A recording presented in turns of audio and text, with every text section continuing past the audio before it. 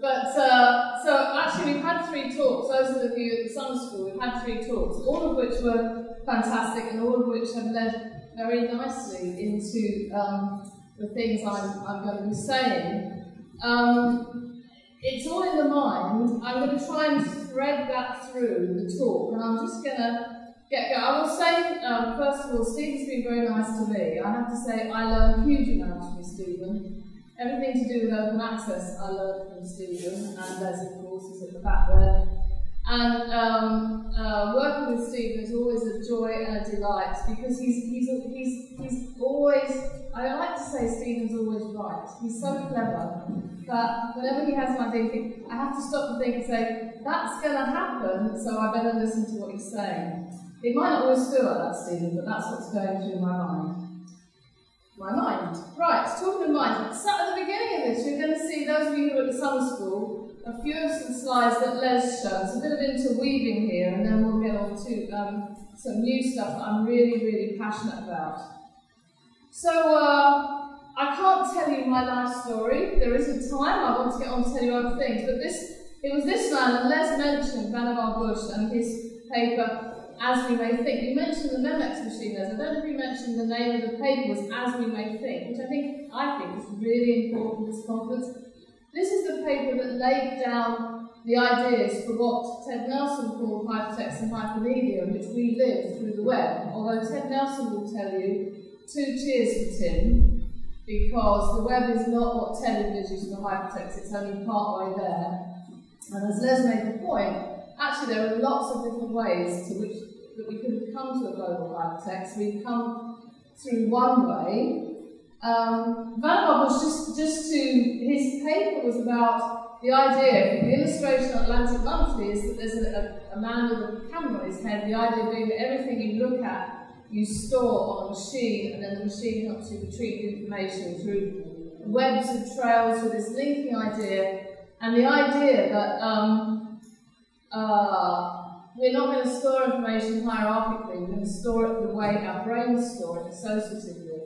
So this, I think, is a really, really important paper for this conference, because this is what Vannevar Bush is talking about.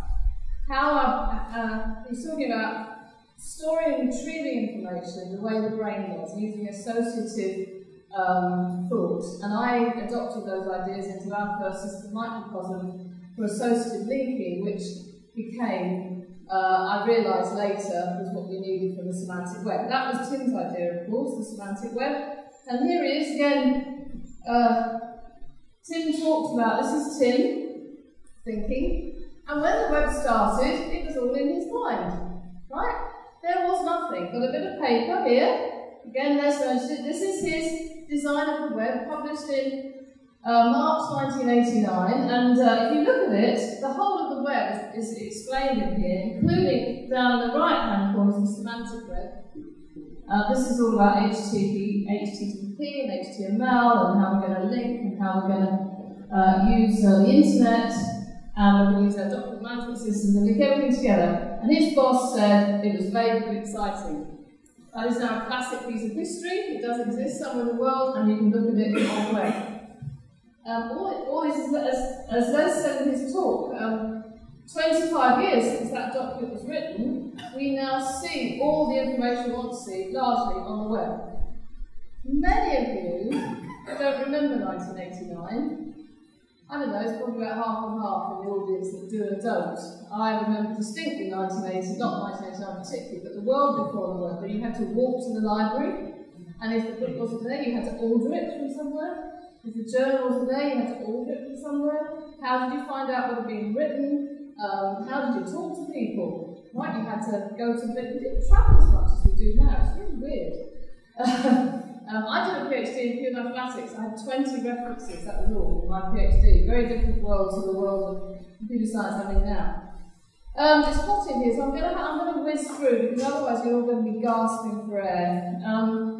So this is, I can talk to this slide. This is a student of mine, Mark Schuler, drew this sort of history of the web in one slide. And he keeps it up to date for me now. I can talk to this for hours. There's so many stories just in this, and if somebody says that Wikipedia isn't on there, there's lots of things not on there. If you look, for example, well, first of all, the classic curve of the web and things that grow on the web. Again, those that refer to all these, the things that you know, that you use. What's your favourite web? Well, there's Google, there's Twitter, there's Facebook, there's news sites and so on. When it started, there was nothing, and Tim said, let there be web. Right? And he put a website up in Christmas 1990. I first met him the year before that at a hypertext conference. So here he put the first website up, and there were no other websites. There was nothing to link to, and the only way to get, it was word of mouth, and you could email in those days. The internet existed, the web is an application on top of the internet, so you had to email Tim to get the code to put your website up. And by 94, really what's called, but you can hear better if I talk like that. Shift around a bit, sorry. By 94, we'd gone through the browser wars, and really what made the web lift off initially was when Mark Andreessen and co. at NCSA built the Mosaic browser. And for a while, in America, people thought the web was called Mosaic. And in fact, in Tim's book, he says they tried to persuade him to change the name to Mosaic. They resisted, and Tim and Robert Caillou, his collaborator, ran the first web conference at CERN in 1994. Talked about CERN this afternoon. In fact, Europe rejected the web. Tim and Robert were trying to get the European Commission to adopt web standards for all European Commission publications. This is like the fight Stevens had in open access. How did you get people to use the web?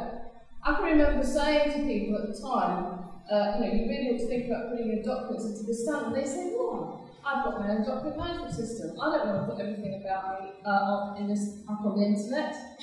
Why would I bother? There's a lot of resistance. And so there was a document written in '94, some very four visionary people, George Metakides in Europe and Michael, the guy at MIT. Anyway, the head of CISA at MIT, another Greek, they actually did an agreement where the EU put €1 million in. Was it euros in those days? I can't remember. And MIT and others put $1 million in to create W3C at MIT, the World Wide Web Consortium at MIT. Tim moved from Switzerland to MIT. And so, in a way, the web was born. And the document that they signed to put this money in, it's Michael Tutus, MIT. I've just been given that as a document. We've digitised it to keep it in posterity. And it says in there, when the web started, there were no websites. In 1994, there were 800 websites, and you think, gosh, and they were saying how much that was. There were so many people using the web, 800. And if you look on Wikipedia today, you see the count going up, and it's about 1 billion websites, let alone pages.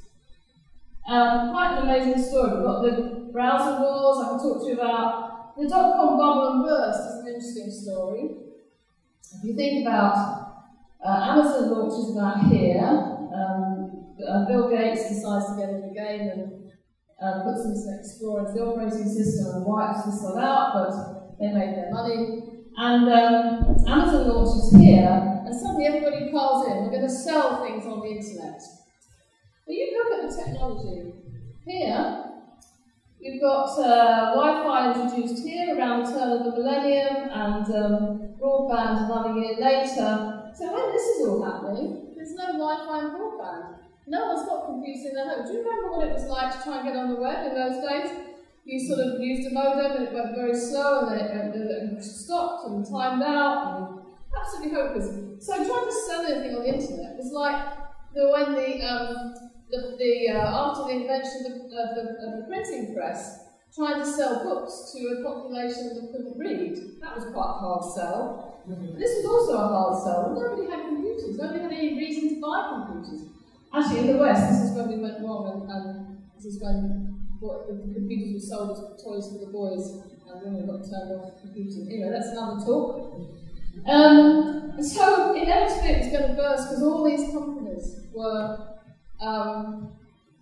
overpriced, overvalued, because the technology hadn't arrived that was needed to do the buying and selling on the internet.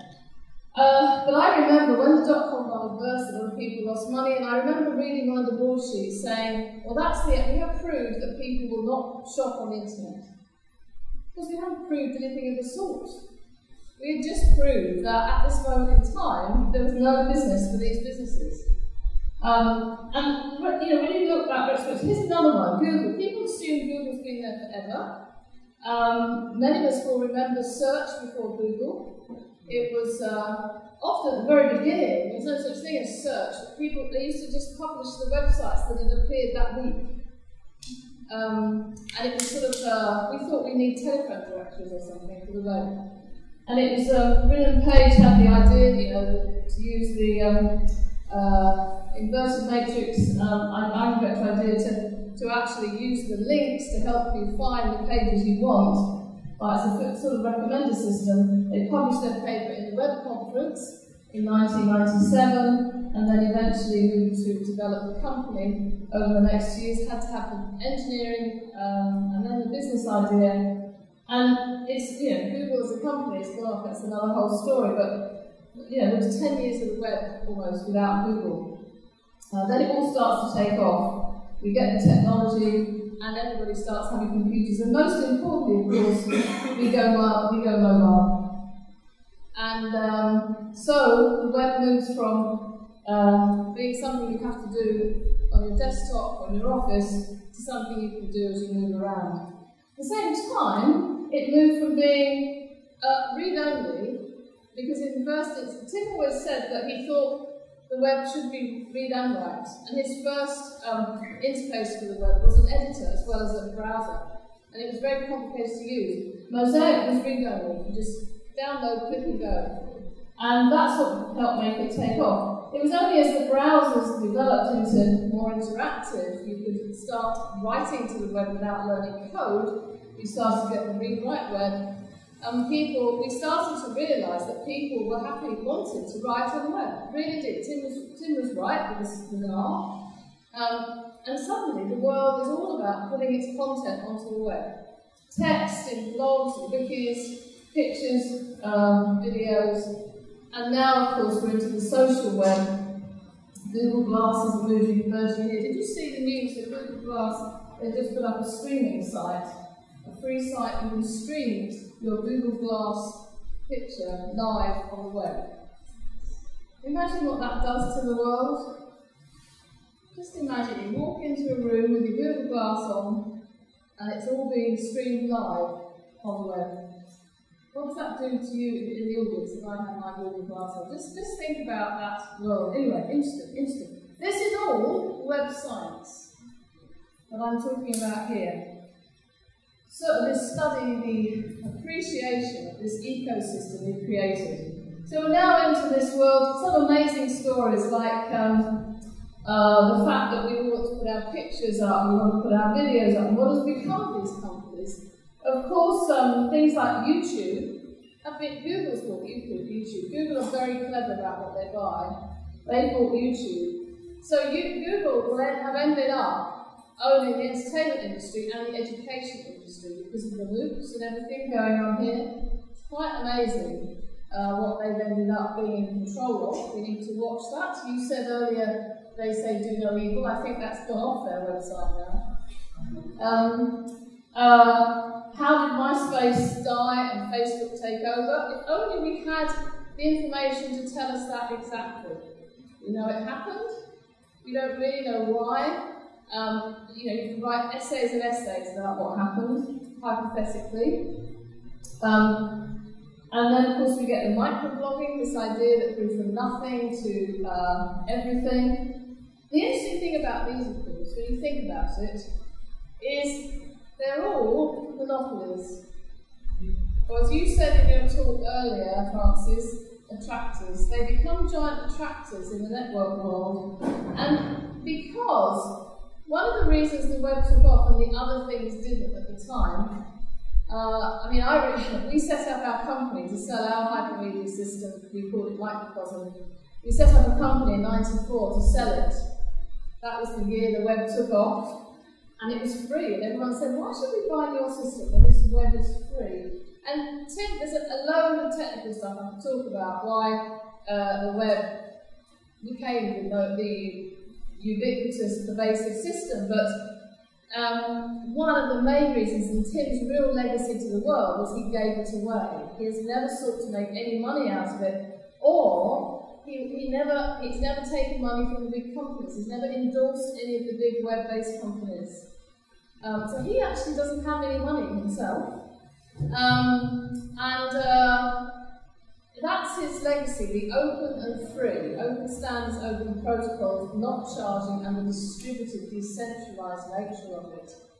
But because basically the web works because of the network effect. We don't understand yet how things go viral. This is what Les was talking about this afternoon. This is a web science thing. We don't understand what the tipping points are in the different contexts and what made Flickr dominate over all the other applications there were to put your photos up on the web. But at some point it did. It went over that tipping point, and at that point it becomes a giant attractor. And it's the network effect that makes it all work. But as a result of that, you only have one of everything. So these companies become very dominant. And it will be extremely hard to knock Facebook off its perch as a social network. It's got millions and millions and billions of users. I mean, obviously, in China, they have a similar set of companies with different names. They have Baidu and Weibo and Tencent and the others. But they have a search engine, they have a social network, they have a microblogging site. They're a bit muddled up, but basically, they too have monopolies in their culture. Twitter, another one, microblogging. There's only one microblogging site. And there'll be new things that come along, but they'll be different to these. And it's because this is how the web works. You have to start off by giving it away, because in the world of the web, you cannot do what we used to do in computer science, which is design, implement, test, then go around the cycle of that over and over again until you get a product you can sell. That doesn't work in the web, because you don't know what's going to happen in the web until it becomes viral, until the network effect is realised. And it's only at that point that you begin to see what it is, what you're building, what people want to do with it, and how you can monetize it, or grow it, or change it. And so this is the nature of the web. And this is part of my answer to why web science, Rob. Part of my answer to why this is fundamentally different to anything we have built before. It's not engineering, it's not computer science, it's not social science, it's all of those things. Examples, I love the fact, this is my village in Hampshire in England. West Wellow was in the Doomsday Book, which was 1086 or something like that. Now it's on the web. I love that juxtaposition. But the whole world could read this, and this page wasn't put up because the Queen said it had to be put up, as the Doomsday Book was. That was all about William the Conqueror counting how many pigs and sheep and people he owned. This one is of the people. The interesting thing, though, is that, for the one saying this, my husband was chair of our village council. It's called the parish council. And they took a vote on whether they should create a website for the village. And it was voted down as being a waste of public money. This was last year. So there's still things a bit backwards in rural England, but somebody put up a Wikipedia page. And the amazing thing about this is, that this has happened at all. It started as an idea in 2001, which people dismissed, including Jimmy Wales. He's cited as saying, "I don't think this will work," or "it may not work," something like that. But initially it was completely dismissed. Judges in courts would say, "We can't recognise Wikipedia." The Encyclopedia Britannica people would say, we can't, it's not correct. Well, actually, This is more correct than anything you get in a printed encyclopedia because they were printed every so many years. If there was a mistake, you had to wait for the next print. This is seen by millions of eyes. And you can correct it if you think it's wrong, and then that can be recorrected. The problem with Wikipedia, I don't know if you've read, the number of people writing to it is going down because it's becoming overly governed. It's developing its own governance, and there are editors that are allowed to take pages down or stop them going up. So in order to keep it high quality, so that not just anybody can have a page of Wikipedia, they have editors, and it's not very transparent how this all works. A classic example, when we launched our Web Science Institute last month in London, at Southampton, well in London, but Southampton's Web Science Institute, someone in the audience who we know well, he's a Wikipedia author, and he put a Web Science Institute, Southampton Web Science Institute page up on Wikipedia, and it was taken down by an editor because it wasn't important enough. Right, hadn't passed that person's filter. And this is causing us a problem. Now, think about what happens if Wikipedia disappears. We have the industry that produced the printed encyclopedias has gone. You can still get Encyclopedia Britannica, and you can pay for it and look at it on the web, but they don't print anymore. I've just done the research. The last printed version of the Encyclopedia Britannica was 37 volumes. Wikipedia is estimated to be nearly 2,000 equivalent volumes. That's the amount, and that's just the English Wikipedia. We don't have an industry that prints encyclopedias anymore. So, if Wikipedia dies, what replaces it? This is quite, we are at the very early stages of this whole idea. And we are in no man. We don't know what happens if Wikipedia, if the governance of Wikipedia gets to the point where people refuse to write to it because it's too overly governed and it stops growing. What happens to the world's knowledge? Who's responsible for it? It's us. You see, the point is, it's us. I'm going to have to speed up because I could have so many stories to tell. I love talking about Twitter. Because this is the early days of Twitter. It started at the South by Southwest conference on mobile phones, went onto the web, and famously in July 2008, British comedian Stephen Fry tweeted from a lift in London that he was stuck. And I checked this with him, and he said, yeah, I just picked up my iPhone, that's how my iPhone 3G, that's how I could tweet. And since then, Twitter has taken off because we've got a mobile. And there's lots of things to talk about, and lots of the studies, of course. Another thing, I thought I'd put this up because it's relevant to this conference. This is citizen science idea. This is the Zooniverse people. It's a joint Oxford and US collaboration. They started getting people to identify galaxies at Galaxy Zoo, and this was so popular. They've now gone into industry where they develop these citizen science ideas, and they are currently trying to save the California condor. They get people who know nothing about science to identify galaxies, planets, the way animals move around, all sorts of things. And another one that's emerging, I was trying to think of this morning when we were talking about, oh no, hang on, here we are, that way, is iWire, EYE wire.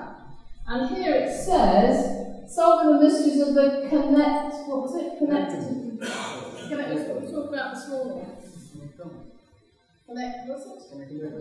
Connector. And this is a gamifying citizen science developed at MIT to help you map the brain. I haven't tried it, several people have, there's lots of people getting interested in it. There's a lot of debate about whether gamifying is a good way to do citizen science, but it gets people interested in doing it. So you might want to register and look at that. I thought this was really interesting for this conference because this is a web-based system, a game and a web-based system, citizen science system for mapping the brain. And you don't have to be a neuroscientist to take part. That's what the web does. So, just briefly, how did we get to, the things I've been talking about are things we talk about in web science, we study. How did we get there? Well, the web, as you saw on the graph, sort of started to establish itself around, really established itself around the turn of the millennium. But part of Tim's vision had always been a more intelligent web, a semantic web. And in fact, this was the sort of, the linking he did here was really linking on data. So it was saying, this object is connected to that object because there's a link between them, right? This is me and this is my biography, so that's the link. Or this is me and this is my husband, so that's the link. Defines the link. The idea being that machines can't interpret documents or pictures as easily as we do, but machines can interpret data. And if you describe the data using a vocabulary like an ontology, and you publish your data in a standard form, this is the resource description framework for publishing triples, source, destination, link, then you can get a more intelligent web because the machines will make inferences between different data sets. It's called linked data. That is the semantic web in a nutshell. This was always part of Tim's vision. He talked about it at the first web conference, he wrote about it in his book, Mapping the Web. Once you do this, of course, at the moment, when we search in Google for documents, we get a list of links. We decide which link we're going to use. If you've got machines looking at linked data and giving you answers to questions based on the analysis of that data, you need to know where the data came from, how that analysis is being done. So the ideas of logic and proof and trust are very important. And this is all still big research stuff. So Tim was trying to get the semantic web adopted, and at the web conference, to cut a long story short, the web conference in 2004, Tim talked to me and to Nigel Shadbolt, our colleague at Southampton, about why the semantic web wasn't taking off. Everyone's put their documents on the web, why aren't they putting the data on the web? Right? What do we do about it? How do we get the semantic web more used? And at that point, we started working more closely together, and we started looking back at how the web had evolved in order to try and understand how the data web might evolve. We involved, Nigel and Tim and I wrote a paper called The Semantic Web Revisited, which said, just make it all very simple. Give us your data, give us your documents, give us your data, put it in a standard format, use the same protocols, standard formats, and link it. That's all you've got to do. It's still very slow, they still have to get the data out there, so Tim was thinking about the open data movement, and so they started talking about open data, and I'm sure you're all aware of that movement that started to get governments and companies putting data out to try. This is all part of the way of trying to get more people to put data out. That has become sort of a meme in its own right. But really, we've now gone from the age of documents to this age of data, and suddenly everything's big data. I was at a talk the other week, and the guy who was giving the talk said there must be as many data scientists as there are people in, there's now as many data scientists as there are people in China. Something everybody's become a data scientist. We were all doing that work years ago, but now we're all data scientists. But the point is, this whole ecosystem we created, it doesn't just enable you to analyse the data, it creates huge amounts of it as well. So we're in the age of data, and we hopefully will be in the age of, we are in the age of linked data. That technology is being used. And as part of this, we were thinking about what was it we needed to do to understand how these systems emerge and how they're going to evolve. So we thought we suddenly came to the realisation of something that the social scientists, computer scientists, we were working with Danny Heitzner, who's a lawyer, and Jim Hendler, another computer scientist, who's speaking here next week. But we realised actually that this thing wasn't just about the technology. It wasn't because the technology was failing. It was because we weren't thinking of it in the right way. We weren't thinking of it as a socio-technical system. So this was an ecosystem that we the people had evolved based on the technology that Tim had invented and that had been built upon, to develop a hugely complex macro phenomena that none of us understood. So we called it web science. And there are two things we don't like about that name. One is web and the other is science, although it seems to have stuck. This is us launching a press conference at MIT. There's Rod Brooks, the robotics professor who was head of computer science at MIT at the time. There's Tim, myself, Danny and Nigel. We launched, it's like jumping off a cliff without wings. It was like, will anyone else like this idea? Are we talking nonsense? The press release, which they got quotes from people like Eric Schmidt at Google, picked up around the world because it was Tim Berners-Lee saying something new. So the meme went around the world, and then we thought, what are we going to do? And basically, you've been hearing, you heard from Les some of what we're doing. We evolved it into the Web Science Trust, which I didn't manage, which is a not-for-profit trust for developing the ideas of websites, or coordinating the development of ideas. It's very interdisciplinary. This is the butterfly diagram that Nigel drew on the back of an envelope one night in a pub, probably, saying that there's lots of different disciplines that come together that you need to bring together to understand this phenomenon. But you don't have to know everything about all of them. But also, it's not just the intersection of all these. It's a very multidisciplinary, interdisciplinary phenomenon. There are others that should be on here. Philosophy should be here. Education should be here. There's many different subjects that we bring in 2s, 3s, 4s together to understand. And most of the laboratories we work with have a different focus on that diagram. Some are social science, computer science, like we are. Some are more maths-based. Some are psychology-based. Some are law, economics, but always with an IT component. We organise conferences, and we've had 6 web science conferences. The last one was in Indiana just a few weeks ago. We talk about education, but I wanted to show you this. This is relevant for the last part of my talk, the last 2 parts.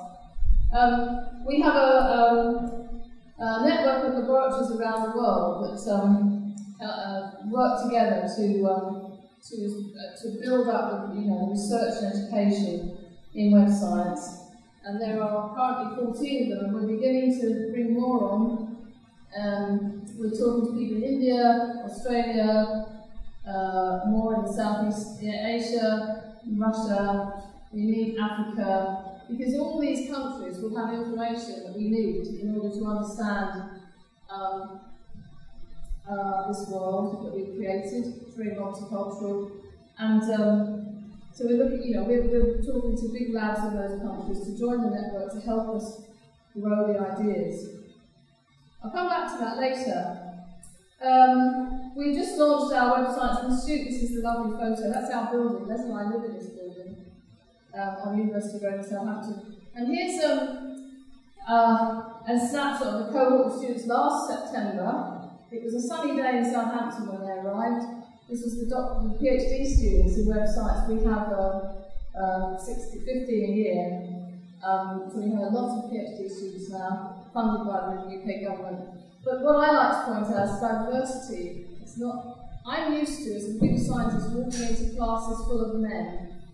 Right? Web science is very, this audience, another example, is very, very diverse. What's the percentage?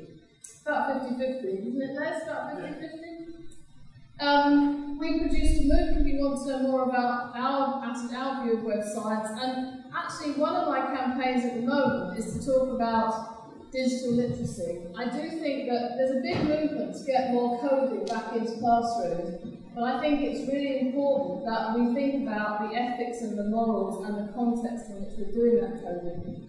So I like to talk about digital literacy in this wider sense rather than just digital skills. But back to web science. I want to talk to you about the web as a social machine.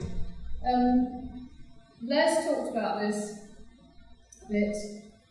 This is the idea that our social scientist friends taught us, that Tim Berners-Lee didn't create the web. It's socio-technical, and it's constituted by technologies, machines, and society and people. So you said, Francis, the software. I suppose the software would be in the technology. And Les also showed this diagram. So I don't have. This is the the magic of web science, as Tim called it, where you design, you can't design like we used to. You have an idea like Google did, this is the best way to do search, but we have to match that with a social imperative. How do we sell it?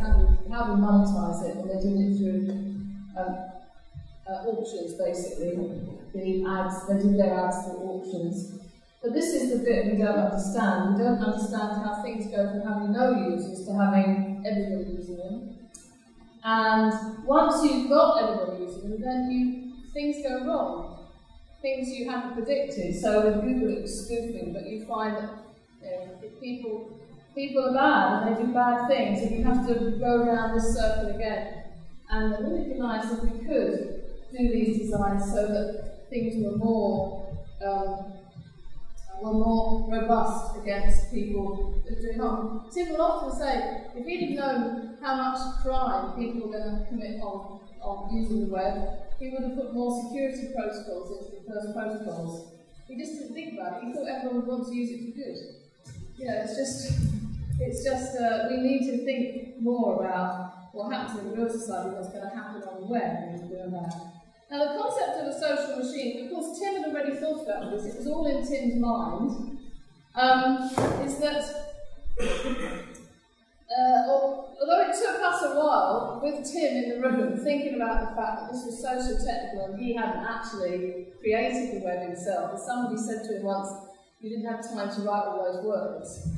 But he did talk in his book about the idea of social machines.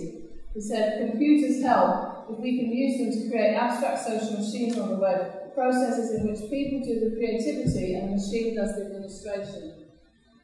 So we picked up this idea of social machines. This is what the web is. And one way of casting websites is the theory and practice of social machines. And really anything you do on the web, essentially, except for just basic selling of things, and even that can become a social machine because you're always trying to get cheaper deals and so on. Anything, the web, Google, Facebook, Twitter, Wikipedia, doing on stuff like Capture, TripAdvisor, the Galaxy Zoo, the Disaster open source project, Ushahidi, OpenStreetMap, Amazon, eBay, YouTube, anything we do is an example of a social machine. It's this concept of people and machines doing things together. We don't know if they are consciously doing these things, knowing what we're doing, but I don't think, well, certainly I don't think we know what we're doing. And the machines can only do what they're programmed to do, we think. But basically, if you have more computation power, you get big data with computing, put more people in, you get social networking. When the two come together, you start to create social machines. We've got a big grant with Oxford and Edinburgh about this. And one of the important things about a social machine, as far as I'm concerned, is it's not a Turing machine. I've got to go through this quickly. Clearly, you'll have the slides to look at. They don't contain conventional algorithmic components. A social machine would start with an incomplete specification that grows and evolves to become a modern problem via interaction. The social machine achieves participation through local incentives which become reinforced as the incentive for an individual to put the effort in, supply the data and so on.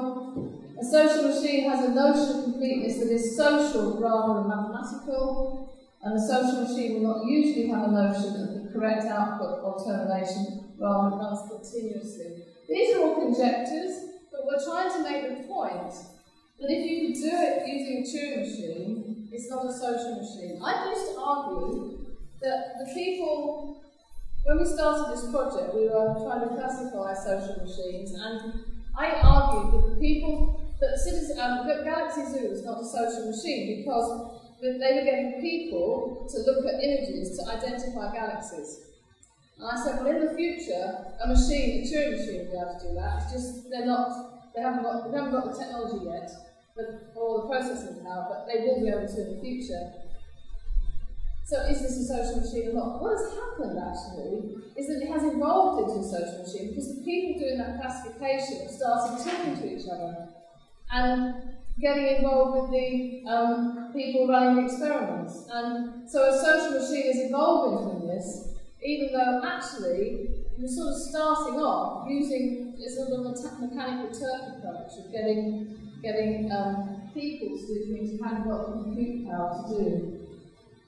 So now I understand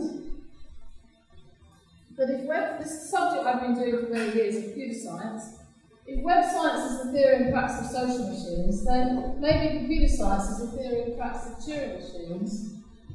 And what about a Turing test for social machines? And now this is stuff, I'm not really the sort of person to really, this is the Stephen and the Francis of this world who talk about this, but I am interested in how we study them. And this is the last part of my talk, for those of you who are gasping for fresh air and a drink. I want to talk to you about the Web Observatory. This is a new idea. Les began to say, when we had this idea at Davos, I did sort of. We were thinking about the web science as theory and practice of social machines, and how we can possibly study. The argument being, if you're going to watch a social machine grow, how do you observe that? How do you gather the data and keep it, and do your experiments with that data over longitudinal, do a longitudinal study and store it so that historians of the future can look back and see what happened. I mean, as I said, wouldn't it be lovely if we had all the data and the context of that data about how MySpace died and Facebook emerged? How, you want to be able to see how many people moved when. You didn't need to know about individuals. This isn't about surveillance. This is not about observing you as a person. This is about observing what we are doing as groups of people, as the masses, how the masses tip. And the idea, I went to Davos and I thought, wow, it's amazing that you can have a little idea, and it like Turing, I suppose, and if you talk to the right people, you can amplify that idea and get it moving around the world. And I also thought about how the physicists do this. They're very good at raising money, and they have worked out the way of setting up the astronomers. They raise lots of money to get built and placed in lovely parts of the world in their telescopes. These are around the world. They gather the images, they store them, they share them, and they share the analysis of that so that we can map the universe. We can map the universe out there. And in a way, the climate scientists do this. I mean, for a long time, meteorologists, you've had amateur meteorologists all around the world. They have a thermometer and a rain tub in their back garden, and they log the temperature and how much rain, and that all goes into the collective pot of what's happening to the weather. And that's even more important now in climate science, when people measure the temperature of the oceans and how much the glaciers are melting and what's happening to the winds, and all that data is stored and hopefully shared. I do hear the oceanographers say, it took me a lot of money, it cost a lot of money to get that data. I'm not going to share it with just anybody, but we'll get there. As research based on data has to become more transparent.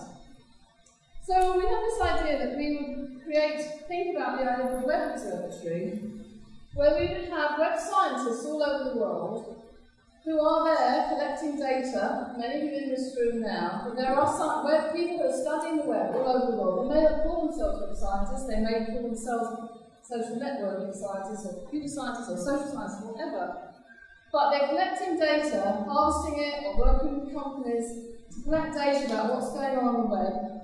We want them to do that in such a way that the data can be stored in perpetuity with its provenance, that can be shared with other people where that's possible.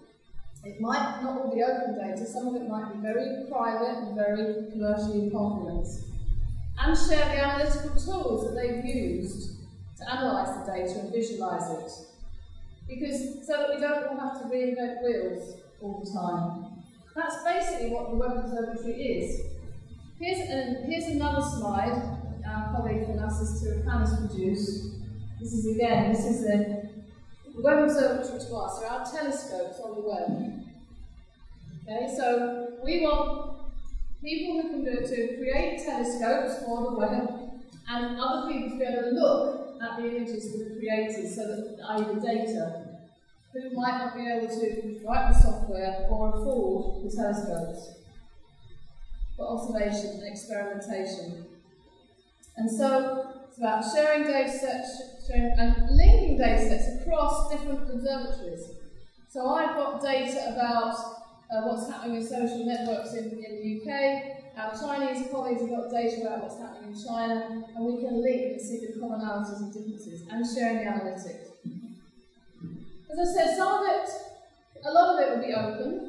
Maybe not the majority, but the easy stuff is the open data.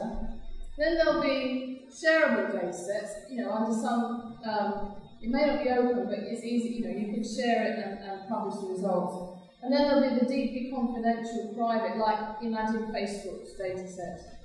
Right, they're never going to let it go public, A, because it's a lot of money still, and B, because there's a lot of private data in there. But you want an environment, sort of a safe harbour, safe haven, where people can do the experiments, publish the results, not necessarily the raw data, but the derived data. So our objectives are, as I say, listing and describing data sets, storing them, telling people what tools that you've got for analytics and visualization, and standards, developing the standards so that we can say, this is how, in this observatory, these are the data sets we've got, and they're being published in a common standard. I haven't really finished, by the way. So, a little bit about the technical stuff, which you don't really have these layers of the actual catalogues of the data, published in a certain standard, and then linked to other observatories to enable interdisciplinary science, computational social science, social innovation, and so on. David Raw, there's a lovely tweet of this is taken from Twitter. The other thing is to make the work we do reusable, repeatable, referenceable, retrievable. This is I think he's got 17 R's in here. At the moment, our work is none of that. That all fit in one tweet? Yeah, that was one tweet, just. I think. Yeah. We got it on Twitter? Yeah. So we're effectively building a social machine to observe social machines. Just to finish, we have an instance of an observatory at Southampton, so this is our telescope. Right? We're building software, we're writing the software to build an observatory that will link with other observatories. So just as in physics, there will be different types of telescopes, but the idea is that the images, the data we produce will be according to common standards. We've got the analytics on the data, sharing, distribution, optimization, and traceability. I'm speeding up a bit now. The basic infrastructure. Really, this is the slide I want you to see. We've got the data sets, the analytical tools that we can make available to people, and then portals so that people can look at this stuff, like you look at the physicist's photographs. People who know nothing about writing software or even about writing code to analyze data can look at what's in there. So the non-techies. It's very important that we have some people who will be providing with observatories and other people will be curating them. So anybody, any of you in this room can set up an observatory. If you want to get some software for us, you can build your own, or you can start curating your data sets and making them available. And the idea then is to link the observatories. Southampton, that's RPI, that's Jim Hendler, I can't see them from here. There's at Bangalore, this is UCI in California, and that's IANS, that's the European Internet Network. Just to show you the, actually in essence it looks like a data catalogue. So if I go to the data sets at Southampton, you can see the list of the data sets we've got there, and anyone can look at those. Although I think the red ones are the ones that are protected. I'm not sure about that, and the blue ones are open. I'm not sure. So you have their security protocols because you can't get all the data. But here's examples of the visualizations. So this one is the, we had some of our students who were out in China and they were looking at the salt problem. And this is, it was a salt panic in China when, at the Fukushima disaster, and they ran out because they thought salt stopped protection against radiation. So there was a salt buying panic, and they ran out. Now I didn't know anything about this in the West. It's a big deal in China, and this is the Chinese data they got to look at. So, in fact, the social scientists want to look at when do people start making jokes about this. Right, that was their question. Was, can you tell something about what's going on when people start making jokes? So that's one. There's others like this is a Google search trend one from a similar sort of looking at for the same event. So this is all stuff that's available for everyone to look at. So I've got, you don't need to see this because I've already talked about that. So I'm basically at the end of my talk. One other thing to tell you. How do we catalogue the web services, what's in them? We're using a thing called schema.org that Jim Hender's developing at RPI, which is a thing actually that the companies Google and Microsoft came up with for describing data. And basically, Jim shows this slide that says, if you don't use schema.org, you can't see what's out there, and if you do, then there's a way of saying, we've got an observatory, this is our project, these are our data sets, and these are our tools. So they're publishing this schema. And basically, you can join this project by just finding the schema and starting publishing your data and your tools as part of it. It's there at schema.org and on the W3C wiki. So we have a small ambition here to map the digital universe. And I suppose really, well, I've talked for an hour, that's too long. It says on there I've talked for nearly an hour. Maybe 50 minutes. I just wanted to finish with these discussion points. This is summer school, so students, these are your discussion points at the end of my talk. A social machine is a distributed system with multiple people, multiple machines. Is that just a sum of individual consciousness, or is it a collective consciousness? We started that this morning. Some of these are your words, Stephen. Does a network of people and machines have a superordinate mind of its own? CF global brain. The question is whether the collective human-machine cognition gives rise to an additional collective consciousness analogous to the swarm intelligence of collective animal behaviour, or even more powerfully, perhaps, than that discussed. These are the sorts of issues that some school about web science of the mind should be discussing. I've put it in the context of social machines. I've compared them to Turing machines. And that's really what I would like the students here to be thinking about, that compare and contrast, given these, that's what is happening in the web. You know, is the web going to have a mind of its own?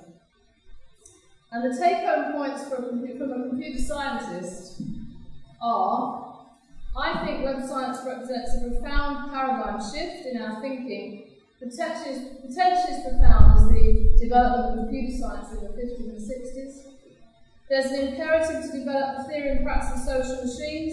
Can we learn how to build them so they will function as we intend them to, for the social good, to do no evil? Can web observatories do for web science what NRI, in quotes, has done for neuroscience, CF, the human connectome? And what about the quantum effect? A very active observer of the web means we might change what's happening. And if you really, really are brave, you'll read Phil Tetlow's book. It's called Understanding Information and Computation from Einstein to Web Science. It is absolutely amazing if you've got the stomach for it, and you're both a physicist and a computer scientist and a social scientist. He was supposed to be here. Was he? Yeah. Oh, that's right, he cancelled on you. Yes, we paid his flight. Oh. What a shame. Sorry about that. Sorry to remind you of that, but it is an amazing book. Costs £70 odd, so you have to get someone to buy it for you. So what next for the web? Well, this is my last slide. The future as the web turns 25. We've had amazing developments, but we've also got huge challenges. Net neutrality, internet governance, cybersecurity, privacy trust. These are the challenges of web science. these are big challenges for society, and I think web scientists can contribute to these discussions. Who has the right to do what with our data? We've had the fallout from the Snowden affair. I'm on the Global Commission on Internet Governance. Tim talks about a Magna Carta for the Internet, the 800th anniversary of Magna Carta next year. So he's talking about that. And he also talks about what web we want. And I passionately believe, and I want you all to join this campaign, all become observers of the web, please. I think observing the web is so important to help protect and develop the web we want. Thank you.